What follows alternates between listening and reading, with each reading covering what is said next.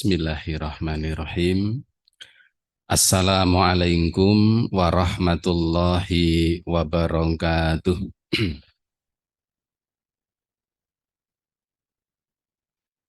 Innal hamdalillah nahmaduhu wa nasta'inuhu wa nastahdi wa natubu ilaih wa na'udzu billahi min syururi anfusina wa sayyiati a'malina. May yahdihillahu fala mudhillalah wa may yudlil fala hadiyalah. Asyhadu an la ilaha illallah wahdahu la syarikalah wa asyhadu anna Muhammadan abduhu wa rasuluh. Allahumma sholli wa sallim wa barik ala nabiyyina Muhammadin wa ala alihi wa ashabihi wa man tabi'ahum bi ihsanin ila yaumiddin. Wa qalu subhanaka la ilma lana illa ma 'allamtana innaka antal alimul hakim. Allahumma anfa'ni bima 'allamtani wa allimni ma yanfa'uni warzuqni ilman yanfa'uni. Ibu bapak sekalian, para jamaah yang tidak bisa saya sebutkan satu persatu semuanya, yang mudah-mudahan dirahmati oleh Allah Subhanahu wa ta'ala. Alhamdulillah, marilah senantiasa kita bersyukur kehadirat Allah Subhanahu wa ta'ala, karena hingga pagi hari ini Allah ta'ala senantiasa melimpahkan nikmat serta karunia-Nya kepada kita semuanya, yang tentunya sangat banyak nikmat dan anugerah yang telah Allah anugerahkan kepada kita, dan tidak mungkin kita bisa menghitung semuanya. Yang pertama tentu kita bersyukur kehadirat Allah Ta'ala. Pagi hari ini kita masih diberi hidayah oleh Allah Ta'ala, sehingga kita masih tetap istiqomah di atas dinul Islam. Dan tentu ini satu nikmat yang bukan hanya sangat berharga, tetapi nikmat yang paling berharga di antara semua nikmat yang Allah berikan kepada kita semuanya. Oleh karenanya, salah satu di antara sekian tugas dan kewajiban kita, di antara kewajiban-kewajiban yang beraneka ragam, tugas dan kewajiban kita salah satunya adalah kita berupaya untuk menjaga, mempertahankan nikmat iman dan Islam ini sampai kita menghadap kehadirat Allah Subhanahu wa ta'ala. Wasiat Allah yang sering kita dengar kalau kita menghadiri sholat Jumat, tentunya bagi yang dengar. Karena sholat Jumat itu ketika khotib berkhutbah itu kadang-kadang sing rawuh gasik sarene angsal kathah. Sang khotib biasanya mengingatkan ya wasiat Allah Ta'ala, ittaqullaha haqqa tuqatih wala tamutunna illa wa antum muslimun. Itu wanti-wantinya Allah Ta'ala. Ittaqullah, bertakwalah kalian kepada Allah dengan takwa yang sebenarnya. Lalu Allah mengatakan wala tamutunna, dan jangan sampai kalian mati illa wa antum muslimun, kecuali mati kalian tetap dalam keadaan Islam.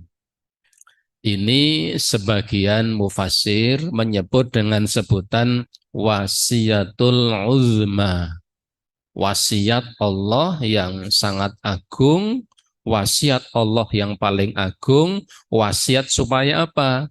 Jangan sampai kita diwafatkan oleh Allah kecuali dalam keadaan iman dan Islam. Alhamdulillah pagi hari ini masih kita jaga, masih bisa kita pertahankan. Yang kedua, alhamdulillah pagi hari ini kita bisa bersama-sama hadir pada pengajian Ahad pagi. Kajian Ahad pagi ini kita jadikan ini sebagai salah satu sarana untuk menambah rasa takut kita kepada Allah. Salah seorang sahabat Rasulullah ya yang sangat agung. Beliau termasuk ulamanya sahabat, meninggal ketika terjadi wabah Anwas. Namanya Mu'ad bin Jabal radhiyallahu anhu. Beliau pernah mengatakan begini, saya baca dari kitab Minhajul Qasidin Ibnu Qudamah. Beliau mengatakan, ta'allamul ilma, pelajarilah oleh kalian ilmu, lebih-lebih ilmu agama. Fa inna ta'allumuhu lillahi khasyah. Karena ketika kalian belajar, terutama belajar agama, mempelajari ilmu agama. Karena mempelajari ilmu karena Allah itu termasuk khasyah. Termasuk salah satu wujud rasa takut kita kepada Allah. Ini menjadi penting. Sebab apa? Sebab Allah mengingatkan. Sesungguhnya orang-orang yang bisa takut kepada Allah dengan takut yang sebenarnya itu hanya orang-orang yang punya ilmu. Innama yakhsyallaha min ibadihil ulama. Orang-orang yang bisa takut kepada Allah dengan takut yang benar itu hanya orang-orang yang punya ilmu. Maka Mu'ad bin Jabal mengatakan mempelajari ilmu karena Allah itu khasyah, termasuk wujud rasa takut kita kepada Allah. Wa talabuhu ibadah, mencarinya adalah ibadah. Wa mudzakaratahu tasbih, mengingat kembali ilmu itu termasuk tasbih kata beliau. Dan memang talabul ilmi itu kan ada 3 kemungkinan. Kemungkinan pertama, orang belajar itu ziyadatul ilm, menambah ilmu. Dari yang semula tidak punya, kemudian menjadi punya. Ini kemungkinan pertama. Kemungkinan kedua, talabul ilmi ini mudzakaratul ilm, mengingat kembali ilmu yang barangkali sudah pernah dipelajari sekian waktu yang lalu, tetapi seiring berjalannya waktu karena kesibukan, karena kerepotan, maka menjadi lupa.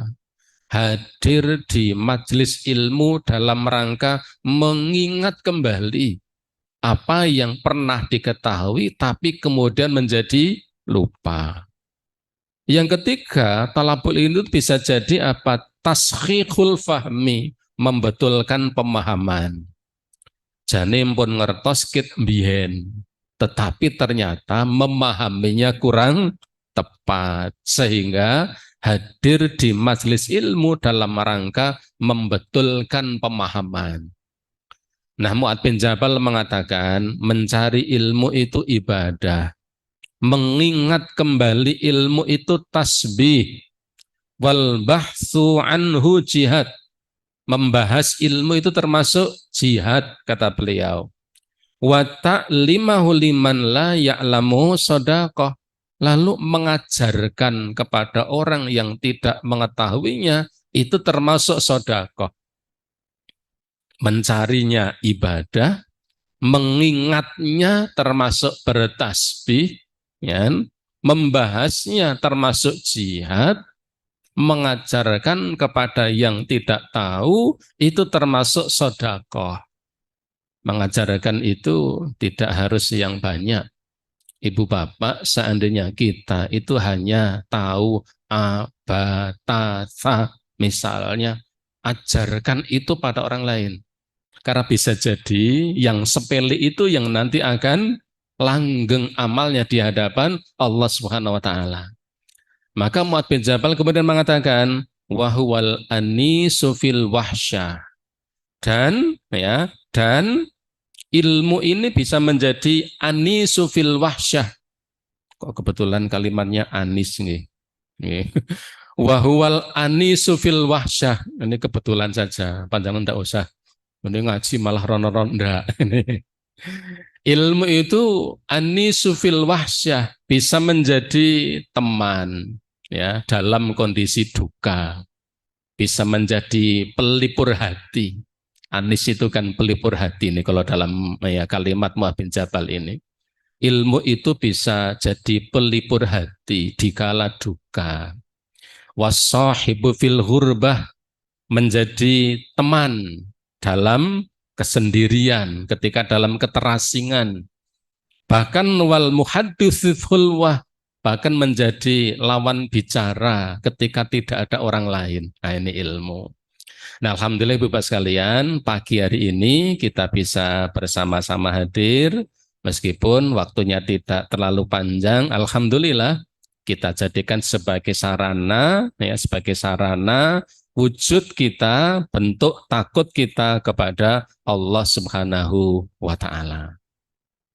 Ibu Bapak, para jamaah rahimakumullah, salah satu di antara tugas kita, di samping kita punya tugas mempertahankan kualitas iman dan takwa kita kepada Allah, tugas lain yang tidak kalah pentingnya adalah kita wajib berusaha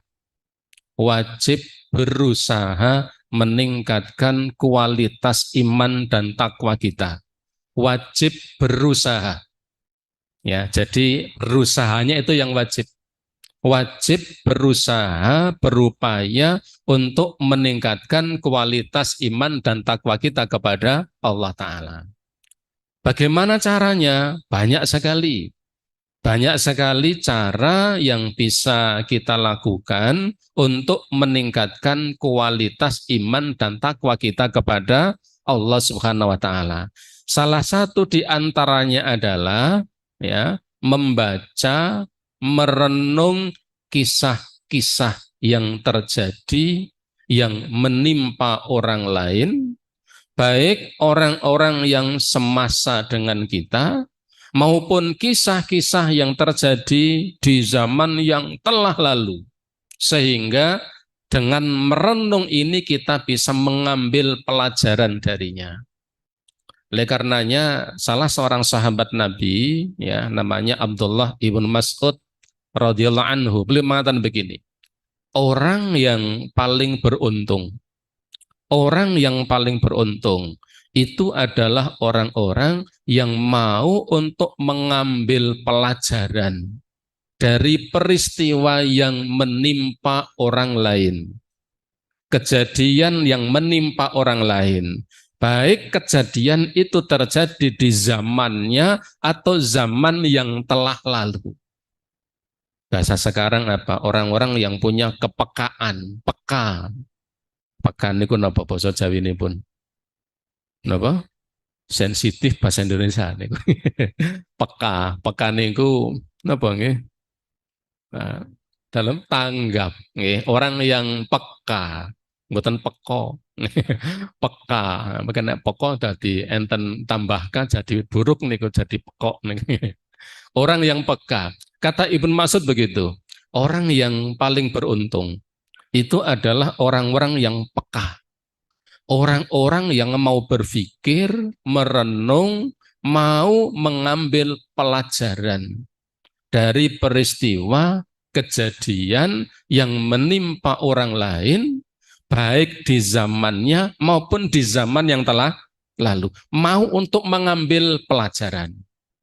Nah, Ibu Bapak, para jamaah rahimakumullah, saya membaca di satu kitab yang ditulis oleh Ibnul Jauzi dalam kitab yang berjudul Uyunul Hikayat, ya, terbitan Darul Kutub Al-Ilmiyah. Saya kebetulan kitabnya file, ya, PDF. Ini ditulis oleh Ibnul Jauzi. Judulnya Uyunul Hikayat. Uyunul Hikayat. Kalau tidak salah itu ada terjemahnya juga. Kalau tidak salah. Ya, ini ditulis oleh Ibnul Jauzi. Isinya ya menjelaskan tentang banyak sekali kisah-kisah yang terjadi di zaman dahulu yang kita bisa mengambil pelajaran dari kisah-kisah itu.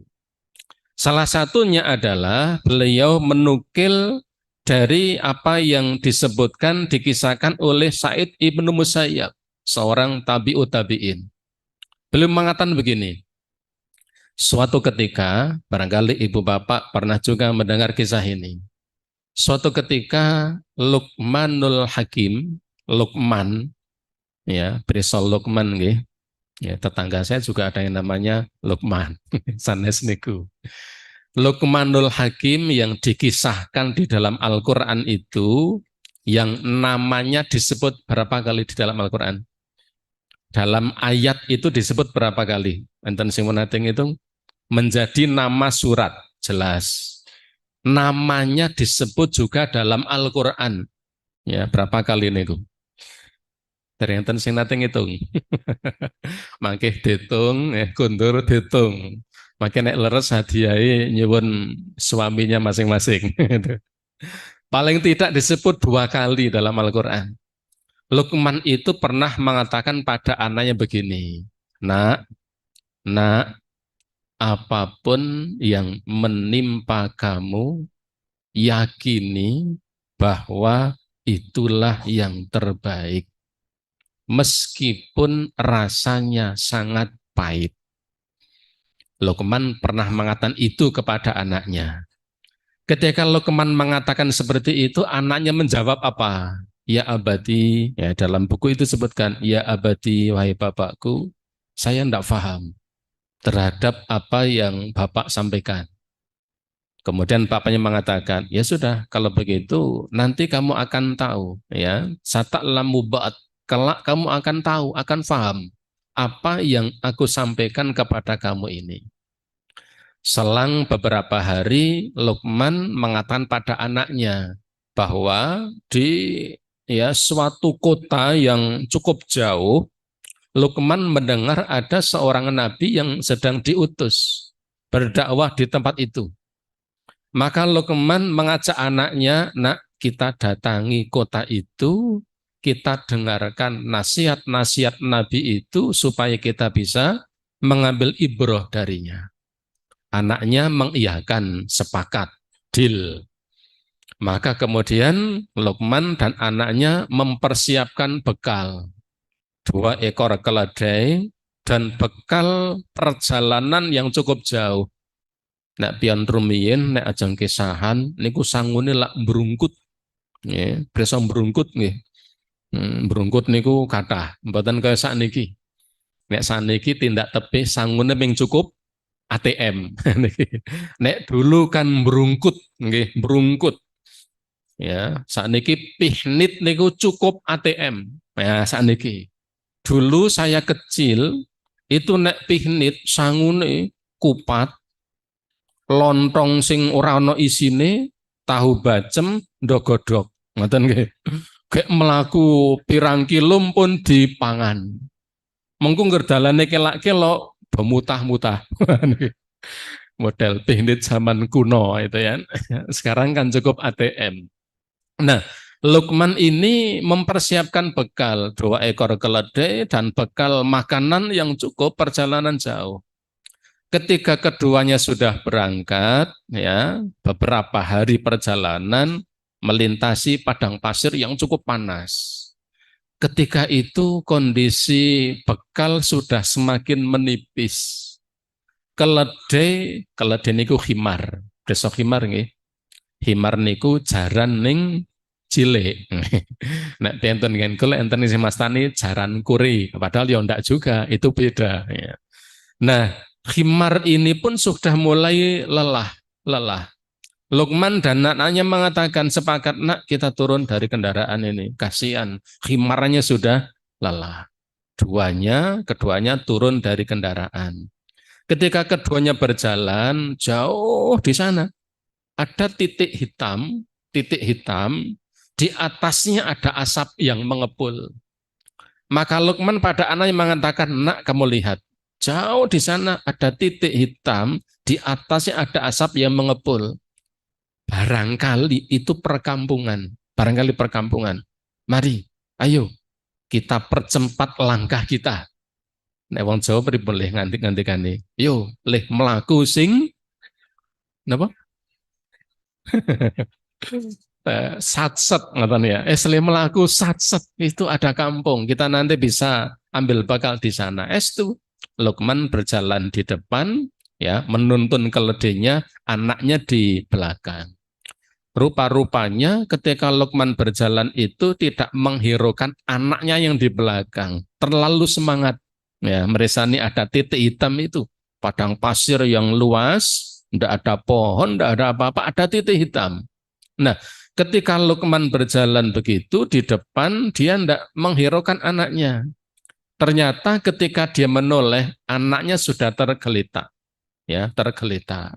Luqman pun kemudian telah melek ke belakang, lari ke belakang. Mendapati ternyata anaknya ini menginjak sebongkah tulang yang nek nggen kula mastani balung sing nyerungat. Nyerungat prisa nggih. Terus balung sing nyerungat terinjak oleh kakinya, jelep ngoten tembus sampai atas. Dia pun kemudian jatuh dan pingsan. Melihat itu, Luqman kemudian melepas tulang yang ada di kakinya itu dengan giginya. Diceneng set, ngoten, darah pun mengucur dengan sangat deras, karena padang pasir yang panas, beliau pun melepas surbannya, disobek, regedek, untuk untuk naleni niku, untuk merban putrane itu. Ketika anaknya kemudian diperban, masih pingsan. Maka ketika itu Luqman tidak terasa nangis. Dan ketika menangis sambil memeluk anaknya, air matanya ya jatuh di pipi anaknya. Anaknya ketetesan banyu luh bapaknya itu kemudian ya siuman. Leh semap tuh kesambet nek mriki. Pingsannya kemudian siuman. Begitu anaknya siuman, melihat bapaknya menangis, anaknya mengatakan, ya abadi, wahai bapakku, kenapa bapak menangis? Bukankah kemarin bapak mengatakan, napa Pak? Nah, apapun yang terjadi, yakini bahwa itu yang terbaik, meskipun rasanya sangat pahit. Anaknya mengingatkan bapaknya, diwelehke kalih putrane. Biasa nenek bapak ya weleh kalih putrane rada lingsem to niku, njur nyelamur-nyelamur. Luqman mengatakan, wahai anakku, ini tangisan kasih sayang seorang bapak pada anaknya. Seorang ayah, orang tua melihat anaknya menderita, biasanya nangis. Biasanya nangis. Nek enten piantun sepuh, anaknya dapat musibah, kok wong tua niku malah ngekek-ngekek. Niku onderdile bodol. Ya, kudu dandane itu ya. Wong anaknya susah kok malah ngekek-ngekek konslet niku. Bapaknya mengatakan begitu, ini tangisan kasih sayang seorang ayah kepada anaknya. Wis ndak apa-apa wahai anakku, mudah-mudahan Allah memberi kebaikan kepada kita. Pas ngopeni ngoten niku istirahatnya agak lama. Luqman melihat di depan titik hitam sing waune enten niku sudah ndak ada. Wis hilang. Maka dalam hati Luqman mengatakan, wah, ini harapan hilang.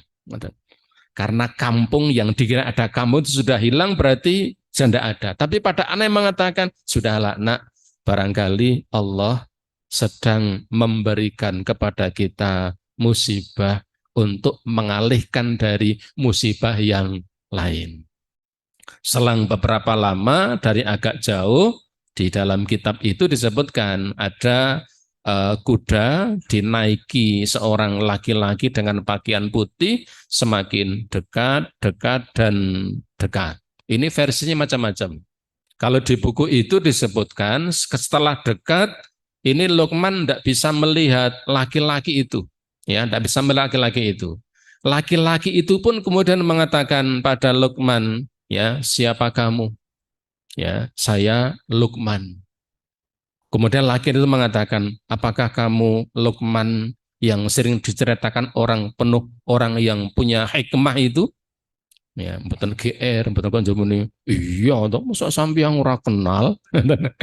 Tidak begitu. Luqman mengatakan kata orang seperti itu. Luqman bertanya, siapa engkau? Laki-laki itu mengatakan, saya Jibril. Kata Luqman, kenapa saya tidak bisa melihat engkau? Kata Jibril, memang yang bisa melihatku hanyalah malaikat yang terdekat dan para nabi yang diizinkan oleh Allah untuk melihatku. Kata Luqman pada Abi Jibril, kalau engkau memang betul-betul ya, betul-betul malaikat Jibril, tentunya engkau tahu kenapa aku mengalami musibah di sini. Kata malaikat Jibril apa? Saya sebenarnya tidak ada urusan dengan kamu. Saya hanya tadi mendapat tugas dari Allah untuk menghancurkan sebuah kota bersama dengan penduduknya karena betapa ingkarnya penduduk kota itu. Ketika aku dengan beberapa malaikat sedang diberi tugas oleh Allah untuk menghancurkan kota itu, aku dengar bahwa Luqmanul Hakim, sosok manusia yang diberi hikmah itu sedang berjalan menuju ke kota ini yang akan aku hancurkan itu. Maka aku pun memohon kepada Allah, ya Rabb, doa Allah, wahai Allah, tolong ya Allah, tahanlah langkah kaki Luqman yang sedang menuju ke kota ini supaya dia tidak sampai ke kota ini sehingga dia nanti hancur dan binasa bersamaan dibinasakannya kota ini. Aku kemudian mencari tahu beberapa informasi, beberapa hal. Akhirnya aku datang ke sini dan aku memastikan ternyata Allah mengabulkan doaku dan ternyata Allah Ta'ala memberikan musibah dengan ditimpakannya atau musibah menimpa anakmu, menginjak tulang hingga langkah kamu terhenti di tempat ini sehingga kamu belum sampai ke kota yang sedang atau yang sudah saya hancurkan tadi. Kalau di dalam buku itu ada tambahan. Maka kemudian Jibril pun mendekat, ya, kaki Luqman anaknya Luqman yang sakit itu kemudian diusap, kemudian mendadak sembuh, kemudian keledai yang tadinya sudah lemes itu diusap punggungnya, kemudian sehat malih, koyo nang sinetron ini. Ya, memang di dalam buku itu disebutnya seperti itu. Maka kemudian Jibril pun menyuruh Luqman untuk kembali ke kampung halamannya karena kota yang akan dituju tadi ternyata sudah dihancur leburkan, dibinasakan oleh para malaikat atas perintah Allah karena keingkaran penduduknya atas nabi yang sedang berdakwah di dalamnya. Hingga nabi itu pun diusir dari kota tersebut. Ibu bapak, jamaah rahimakumullah, kisah itu disebutkan oleh Ibnul Jauzi, bukan Ibnu Qayyim ya, Ibnul Jauzi dalam kitab Uyunul Hikayat yang ya memberikan banyak sekali pelajaran-pelajaran yang berharga kepada kita. Sesuai dengan yang disampaikan oleh Abdullah bin Mas'ud, bahwa orang yang paling beruntung itu adalah orang-orang yang mau mengambil pelajaran dari suatu peristiwa yang menimpa seseorang, baik di zamannya maupun di zaman yang telah lalu. Nah, dari kisah ini Ibu Bapak ada beberapa pelajaran yang bisa kita ambil. Apa? Pertama, dengan maha bijaksananya Allah Ta'ala kadang memuliakan hamba-hambanya, mengangkat derajat para hambanya, tidak harus seseorang yang hartanya banyak. Tidak harus seseorang yang parasnya, nek lanang yang ganteng, kalau putri juga boten ming cantik, cuantik. Itu nek pinten Jawa Timur tambahi ngoten to. Cantik jadi cuantik. Nek ayu dadi napa? Uayu. Enak enak ya. Kadang Allah Ta'ala itu mengangkat derajat di antara para hambanya, tidak harus orang yang hartanya banyak. Kadang bukan orang yang parasnya cantik, yang tampan, dan kadang bukan orang yang punya kedudukan. Contohnya siapa? Contohnya adalah Luqmanul Hakim. Ibu bapak rahimakumullah, kalau kita lihat dalam beberapa kitab tafsir, saya coba buka ya, dalam tafsir Ibnu Abbas ya, Tanwirul Mikbas. Kemudian juga dalam tafsirnya Ibnu Jarir ya. Di situ disebutkan bahwa sosok Luqmanul Hakim yang namanya diabadikan di dalam Al-Qur'an. Sosok manusia bukan nabi, tetapi diberi hikmah, diberi ilmu. Ini ternyata sosok yang mohon maaf, secara fisik mungkin jauh di bawah bapak-bapak sekalian. Dalam tafsir Ibnu Jarir, kemudian dalam Tanwirul Mikbas itu disebutkan Luqmanul Hakim itu non sewu, orangnya pendek, kulitnya hitam, hidungnya boten kok pesek, tidak mancung, teman-teman. Nek muni pesek niku konotasinya negatif, ya ora mancung, teman-teman.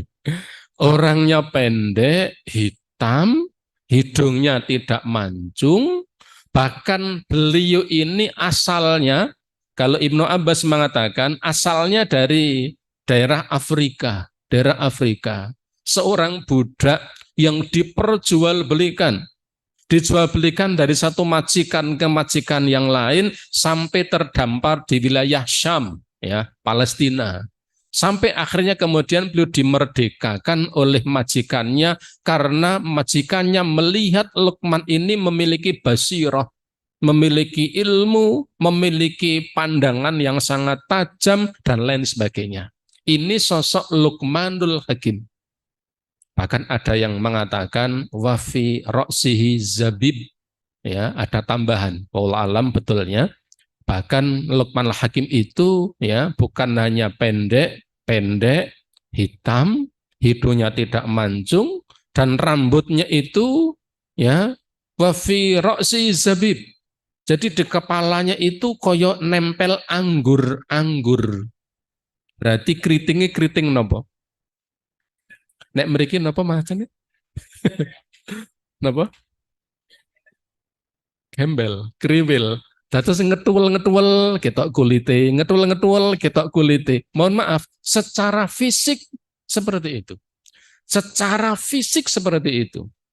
Ternyata meskipun fisiknya seperti itu, Allah Ta'ala mengangkat derajat beliau sampai namanya diabadikan menjadi nama surat di dalam Al-Quran.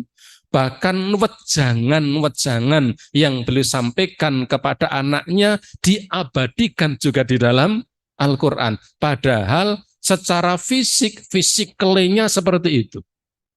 Oleh karenanya kita yang hadir di tempat ini, ibu bapak, terutama bapak-bapak yang ada di Masjid Al-Arqam ini punya peluang yang lebih luas untuk menjadi manusia mulia karena secara fisik masih jauh lebih bagus dibanding Luqmanul Hakim.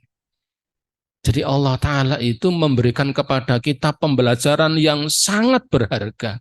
Di antaranya tadi, yang pertama, Luqman ini sosok yang seperti itu saja. Ternyata namanya diabadikan di dalam Al-Quran, wejangannya diabadikan menjadi sosok manusia yang luar biasa. Itu yang pertama. Yang kedua, Ibu Bapak rahimakumullah, kisah tadi memberikan pelajaran juga kepada kita bahwa setiap manusia, setiap kita punya peluang untuk melakukan amal soleh, menjadi manusia-manusia hebat sesuai dengan kondisi kita masing-masing. Setiap manusia, setiap kita, saya, bapak-bapak, ibu-ibu, mas, mbak, semuanya punya peluang untuk melakukan amal-amal istimewa, perbuatan-perbuatan istimewa sesuai dengan kondisi kita masing-masing yang barangkali itu tidak bisa dilakukan oleh orang lain. Petani, peluang punya amal istimewa. Pedagang punya peluang istimewa. Orang-orang yang berharta punya peluang untuk istimewa. Orang miskin pun punya peluang untuk melakukan amal kebaikan yang tidak bisa dilakukan oleh orang yang kaya. Oleh karena itulah Ibu rahimakumullah, karena masing-masing kita punya peluang untuk melakukan kebaikan, kita tidak perlu membayangkan jadi orang lain. Tidak perlu ngangen-ngangen jadi orang lain. Cukup kita menjadi diri kita sendiri dan kita mensyukuri keadaan diri kita sendiri. Karena sebenarnya masing-masing kita punya peluang untuk melakukan amal istimewa. Ibu bapak, petani misalnya. Nah ini kita ada engkang petani wong ting kota. Petani misalnya. Rasulullah SAW mengatakan, "Mamin muslimin yaghrisu ghorsan aw yazra'u zar'an." Ketika ada seorang muslim menanam tanaman, ya, menanam tanaman atau bertani, kemudian fayaqul minhu tayru aw insanu. Kemudian apa yang ia tanam itu ternyata buahnya dimakan oleh burung, dimakan oleh hewan atau binatang, ya, illa kana lahu shadaqatun, kecuali apa yang telah dimakan oleh binatang itu akan menjadi sedekah baginya. Peluang ini hanya dimiliki oleh petani. Wong tani nandur pari, telung kesuk umpamanya. Tempat saya itu kalau telung kesuk, satu kesuk biasanya 6-7 kintal. Kalau telung kesuk berarti 2 ton, kan ngoten. Nanam padi telung kesuk macul dialiri air sampai masa panen ternyata dikerah, napa? Nek mriki napa? Nggih, tikus atau kemudian emprit, kemudian habis. Maka ini peluang bagi petani itu untuk mendapatkan pundi-pundi amal. Setiap satu biji padi yang dimakan oleh burung itu tidak dibawa ke rumah, satu bijinya dihitung sebagai satu kebaikan dan dilipat gandakan berkali-kali lipat.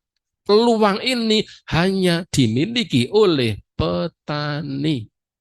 Nek rong ton niku kira-kira enten kelenteng gabah pinten. Betul usah dihitung saya nih. Saya sampaikan itu di pengajian beberapa ya tetangga karena tani ya hanya mantuk-mantuk. Neng yo saya Pak Agus, nggih nandur pari telung kesuk pangan emprit niku yo nyamut. Ini artinya apa? Petani punya peluang untuk memiliki amal istimewa. Tidak harus jadi yang lain. Pedagang juga sama. Rasulullah SAW mengatakan, at-tajirul aminus soduk, pedagang yang jujur, at-tajirul amin, niki amin malih niki, masing-masing ya. At-tajirul aminis soduk, pedagang yang amanah, yang jujur, ya, yang jujur. Apa kata Nabi? Ma'asyuhada, di akhirat nanti dia akan dijadikan satu, dipertemukan oleh Allah bersama dengan para syuhada.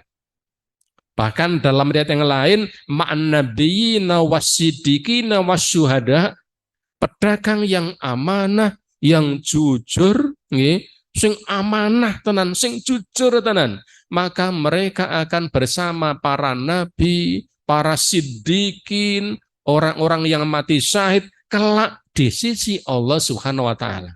Peluang ini dimiliki oleh pedagang, tidak dimiliki oleh petani. Tapi petani punya peluang melakukan kebaikan yang tidak bisa dilakukan oleh pedagang. Orang yang hartanya banyak, ibu bapak rahimakumullah, ibu bapak kalau tindak haji, tindak umroh, ya, tindak umroh, ketika di Madinah masih di lingkaran Markaziyah, itu ada hotel, ya, miliknya Utsman bin Affan. Orangnya sudah meninggal dunia 1400-an tahun yang lalu. Hartanya masih punya hotel, hasil hotel itu didermakan pada fuqara dan masakin, sebagiannya tetap disimpan di rekening atas nama Utsman bin Affan. Orangnya sudah meninggal dunia. Bermula dari zaman Nabi, ya, di Madinah itu ada salah satu sumur yang cukup bagus. Airnya jernih, bening, ketika dawa mboten mati. Ya, kebetulan sumur itu miliknya orang Yahudi, namanya Rumah.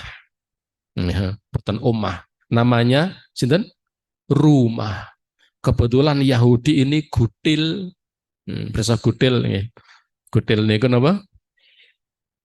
Medit, medit. Kalau ada orang ambil air harus bayar. Maka kemudian Rasulullah SAW mengatakan pada para sahabat, ya, memotivasi siapa yang ingin mendapatkan kedudukan tinggi di hadapan Allah, ya, untuk apa? Membeli sumur miliknya Rumah tadi. Utsman pun mendatanginya, nego-nego alot, ya, mau dibeli tidak boleh. Akhirnya oleh Utsman, ya, dirayu, akhirnya dibeli separuh sumur. Lih maru pripun niku. Ya, disepakati gini saja. Satu hari nanti milik saya, hari berikutnya milik kamu, besoknya milik saya, besoknya lagi milik kamu. Deal sudah. Ketika sudah deal, ya, transaksi selesai, Utsman pun mengumumkan pada kaum muslimin, sesuk nek arek ngasu kuwi dina iki gratis tis. Nek liyane desa kuwi napa? Liyane dina niku bayar. Maka kalau pas harinya milik Utsman, embere niku kathah niku. Tapi kalau pas miliknya orang Yahudi itu ora ana sing ngasu. Maka Yahudi itu pun kemudian nek ngene carane yo rugi apa mboten niku. Jane nggih ora rugi, tapi dasare wong medhit ngoten, ya. Nek ini carane ya tak dol kabeh. Akhirnya sumur itu pun dibeli oleh Utsman bin Affan. Setelah dibeli, kemudian kebetulan kanan kirinya itu ada kebun, akhirnya juga terbeli, ada beberapa pohon kurma, ya, maka kemudian sumur dan area tanah itu pun diwakafkan kepada kaum muslimin. Akhirnya kemudian, ya, sumur itu pun dikelola dari zaman khalifah ke khalifah berikutnya sampai terakhir, ya, pada khilafah Utsmaniyah, terakhir dikelola oleh pemerintahan Saudi. Dan sekarang sumurnya masih ada. Tinggal ditutup, ya. Kalau city tour biasanya tidak mesti boleh, itu ada bi'ru Rumah. Dan sumur beserta kebun kurma yang cukup luas, ribuan pohon yang ada di kebun itu masih atas nama Utsman bin Affan. Hasilnya sebagian didermakan fuqara dan masakin, sebagian untuk pengembangan. Akhirnya oleh Departemen Pertanian Arab Saudi, itu pun sebagian hasil itu, sebagian didermakan, sebagian disimpan, dikembangkan untuk membeli sebidang tanah, lalu didirikan hotel 15 lantai. Konon hotel itu setiap tahunnya penghasilannya rata-rata namung 500 miliar. Yang punya sudah meninggal dunia. Penghasilannya masih. Saya pernah mendatangi hotel itu ngadeg teng ngarepe nggih mung iso mewek-mewek niku. Nggih.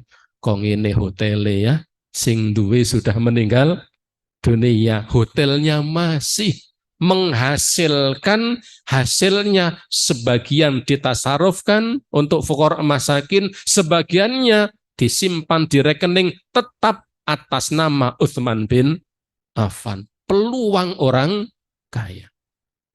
Orang miskin apa punya peluang berbuat baik? Punya. Ibu bapak, jenengan mireng nama Bilal bin Rabah. Sinten Bilal bin Rabah itu? Muadzin Nabi. Bahkan di masa kehidupan Rasulullah, Bilal ini termasuk ahlus sufa. Beliau ya tinggal di masjid, di emperan masjid. Setiap kali azan dikumandangkan, Bilal pun kemudian mengumandangkan azan. Bilal tahu diri. Bilal ini tahu diri karena awalnya memang seorang budak yang dimerdekakan oleh Abu Bakar As-Siddiq. Beliau ingin melakukan seperti Utsman, tidak mungkin, tidak punya apa-apa. Maka karena dia faham setiap hari saya di masjid, saya tidak bisa melakukan seperti fulan, dan fulan, saya akan memaksimalkan potensi yang saya miliki. Apa? Kalau dalam riwayat yang diriwayatkan oleh Tirmidzi dan Imam Ahmad, sanadnya Hasan, Bilal bin Rabah ini pernah ditanya oleh Rasulullah, wahai Bilal, bima sabaktani jannah, bima sabaktani ilal jannah, dengan apa kamu mendahului ke surga, wahai Bilal? Ditanya itu, Bilal tidak menjawab. Nabi kembali mengatakan, ma takhaltul jannata qattun illa sami'tu khossataka amami. Karena tidaklah aku masuk ke dalam surga lewat mimpi barangkali, kecuali aku betul-betul sudah mendengar langkah kakimu, langkah sandalmu sudah ada di dalam sana. Bahasa kita napa? Angger aku rep mlebu nang swarga, nang lawang, kowe wis nang jero. Aku apal langkah sikilmu. Ibu bapak hafal langkah kaki seseorang? Saya itu ke rumah, kampung saya kecil, depan rumah saya masjid. Itu saya dulu sering bedean dengan kakak saya. Kayak melakuni srek. Sopo kae? Kakak saya bilang, sopo kae? Likmat Suwito, tenan. Itu karena memang rumahnya depan masjid, hafal. Keteblok. Kayak sopo kae? Kang Bakir, tenan. Itu karena hafal ya. Maka jangan heran kalau Nabi mengatakan, saya dengar langkah kakimu, wahai Bilal. Maka Bilal mengatakan apa? Ya Rasulullah, ma'adzantu qattun illa sholaitu raq'ataini wa ma asabani hadatsun qattun illa tawaddu'tu indaha wa ra'aitu anna lillahi ala raq'ataini. Wahai Rasulullah, tidaklah saya hadas, tidaklah saya berhadas batal kecuali saya cepat-cepat berwudu. Dan setelah saya berwudu, saya berusaha untuk tidak meninggalkan sholat sunnah 2 rakaat. Kenapa Bilal bisa melakukannya? Banding noting masjid. Ini sulit dilakukan oleh petani. Wong tani ajeng niru ngamali Bilal, tidak bisa. Ya dari rumah pun beto nek tani beto pacul napa pulpen bawa cangkul ke sawah. Gak arek gajruk mpun wudu. ngentut bali meneh. Ndak kapan maju ini. Artinya apa Ibu Bapak? Masing-masing manusia sebenarnya punya peluang untuk melakukan amal istimewa yang tidak bisa dilakukan oleh orang lain. Saya tetap yakin pede bahwa saya bisa melakukan sesuatu yang ibu bapak sekalian tidak bisa melakukannya. Tapi saya juga husnudzon ibu bapak sekalian bisa melakukan sesuatu yang tidak bisa saya lakukan. Maka kita harus bersyukur menjadi diri sendiri dan tidak perlu membayangkan ngangen-ngangen dadi wong liya. Karena masing-masing manusia punya peluang untuk beramal sesuai kondisi mereka masing-masing.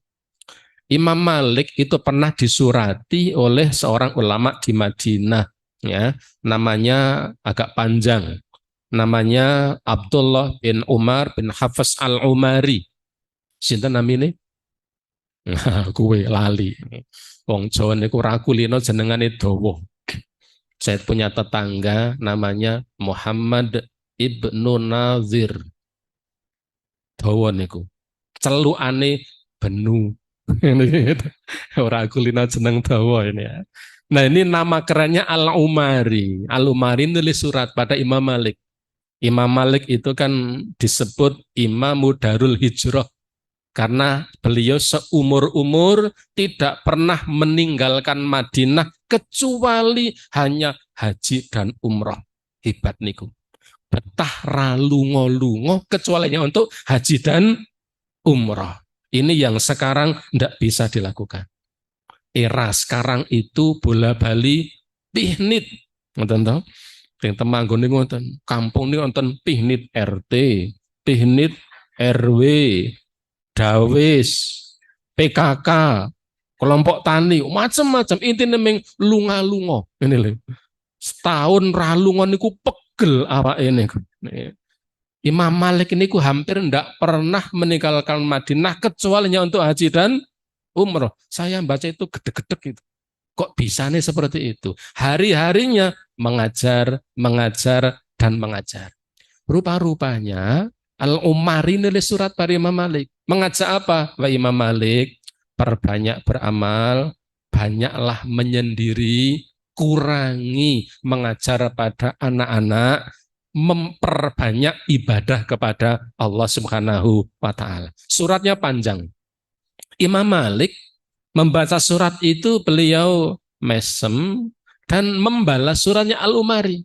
Apa beliau mengatakan? Isinya panjang, ya panjang. Substansinya begini. Beliau menulis surat, Innallaha fata'alal abdi baban. Sesungguhnya Allah Ta'ala itu membuka pada tiap-tiap manusia peluang untuk melakukan amal kebaikan yang tidak bisa dilakukan oleh orang lain.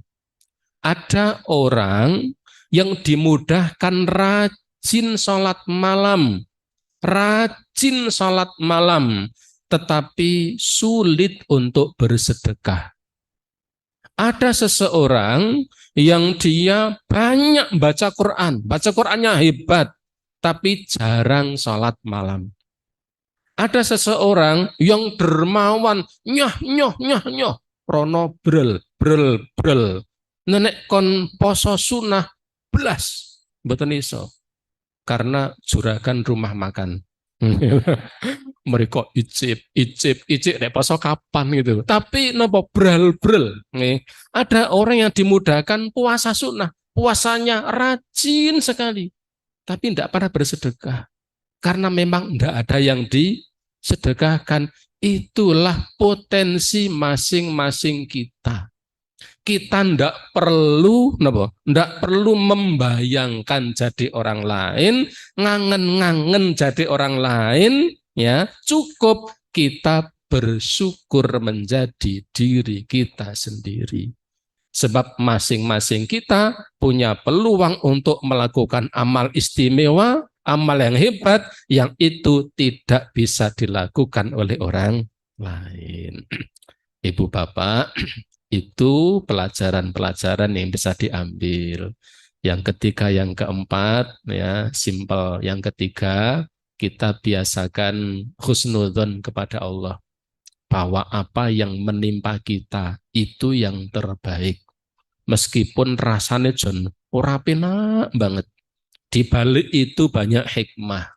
Rin kan ada Januari 2021 itu kan ada kecelakaan apa nih kok?